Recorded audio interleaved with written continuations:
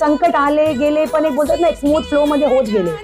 मला माहित पण नाही कधी काय ती अशी मोठी झाली आहे, अचीवमेंट कधी येत राहिलं, घर भरत राहिलं, ट्रॉफी मध्ये मेडल मध्ये, हे जर्नी. आणि याच्या सगळं बिझी असून माझे 2 क्लासचे पूर्ण रेस्पॉन्सिबिलिटी शोल्डर मध्ये घेऊन, एक स्टुडंट नाही 2 स्टुडंट नाही, त्यांचे पण फ्युचर माझ्या हातात आहे. बरोबर. तर हे शक्ती सगळं कोणाचे? स्वामी.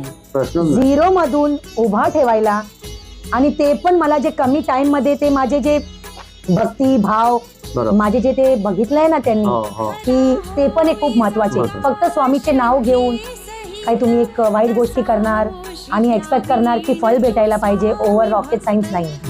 एक जर्नी, खूप मोठा जर्नी आहे. त्यांचे परीक्षामध्ये पास व्हायला आहे ना, ते सेम 10th स्टँडर्ड आणि 12th स्टँडर्डचे कसं असतं, बोर्ड एक्झाम, ते बोर्ड एक्झाम परीक्षा द्यावं लागतं, त्यांचे मन जिंकावं लागतं, तेव्हाच ते आपल्याला एक्सेप्ट करतात. आणि ते सगळं जर्नी आहे ना, ते पार करून आज असं मला वाटतंय ना की हा मी एक्झामिनेशन पास केले म्हणून माझ्या सोबत आहे.